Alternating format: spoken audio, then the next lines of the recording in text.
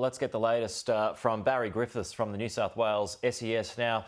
He's live for us in Forbes. Barry, thanks to you for your time this morning. What is the threat this morning?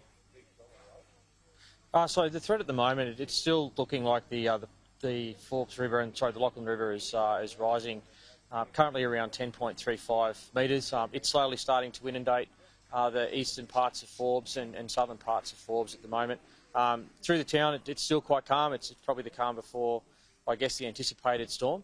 But the flood this period so far has proven to be, quite a slow-moving flood. And quite frustrating to try to manage. Okay, so you've got it at 10.35 metres at the moment. What are you expecting the peak to be and when? So the peak, we're still expecting the peak to be at 10.65 in accordance with the Bureau of Meteorology warnings.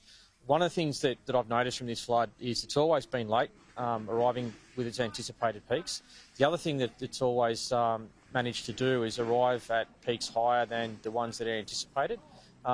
There's a couple of factors that are influencing the river's movements through the Lachlan Valley, and I guess it's the drier conditions. Noting the 2016 flood had a flood that moved just before it, so there wasn't a lot of flood storage that the flood could move into. So at the moment, there's a lot of little pockets that the flood border can move into, which is delaying its arrival into Forbes. But from my perspective, one of the things that I'm still really wary about is the flood's ability to still arrive at peaks higher than those anticipated. It did it at Nanamai, 5 centimetres higher than the one predicted, and it's, like I said, it's always been consistently late. It started at 10.2 on Saturday, and it's just consistently dragged on all through the week. So still those points of caution. It didn't. We haven't reached the 5.5 overnight, but I'm still confident that we'll get there. We're still preparing for that to eventuate.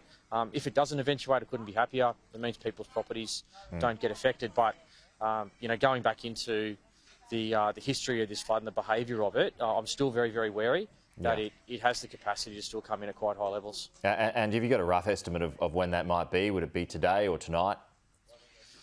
Or I don't know. I was pretty confident that we'll get to that peak tonight. The 85,000 gigalitre release from Wangala Dam, we're in that period where that flood peak is starting to move through the Forbes area now. So I'm confident that we'll get to those peaks, or the flood will reach those peaks sometime in the next 24 hours. But it's anybody's guess when it's going to get there. I spoke to my local unit commander here last night. He's lived in the area his whole life. He's sort of shrugging his shoulders. He knows when we're going to get there. It's just such a slow-moving flood. Matter of when, yeah. Okay, where are we at with evacuations at the moment, Barry?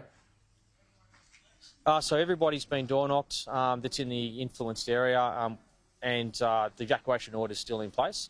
As you were saying before, there's people who've elected to stay, and it's one of those things with flooding. Leaving your property is an incredibly hard thing to do. So from an incident management perspective, it's frustrating people elect to stay behind. But I do empathise with them. Walking away from your home is incredibly hard to do. Sure. It's their community, it's their area, and they do know it, and they do know the flood conditions. So, from my perspective, we've provided the best advice we can to allow them to make accurate decisions, and we'll go forward with there. If they require assistance, we've still got the capacity to do that. But I was thinking last night, just even from the bushfire perspective, you see bushfire evacuation orders go out, and people standing on their roofs with hoses and trying to defend their property. So if people are prepared to do that in the face of danger, you've got to sort of empathise a little bit with that. And take on the risk themselves. Decide not to leave home. So how many residents have decided to leave their homes, and how many have decided to stay? Have you got a percentage or a rough estimate there? So it was about 50-50 last time I looked. I think overnight, normally you see people change their minds as things get a little bit closer. So overnight it was looking like it was about 50-50. Yeah. Okay. And what's that? About 400 have evacuated, 400 staying. Is that about right? I think it was.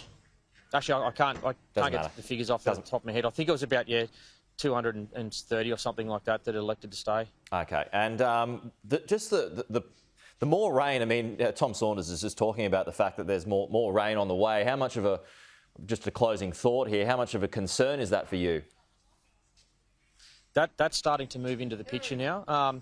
In 2016, one of the things we were sort of commenting on all week, in 2016 there was a flood peak that actually moved through ahead of the 2016 flood, and that caused all of the catchment to clog up, like I've been talking about. That now, I guess, is probably moving into a play where if this isn't the flood that triggers a flood, this rainfall that's coming through might sort of replicate that 2016 environment again. So that is one of those things that we're going to start to be looking at now. We're hoping with the peak coming through tonight that if it's clear of Forbes, then it really sort of sets the scene where everything's okay. But now we're going to be looking at, what impact potential rain over the weekend has. Okay, Barry Griffiths from the New South Wales SES. Really appreciate you giving us an update this morning. Thanks, Barry. We'll talk to you soon. Best of luck today too.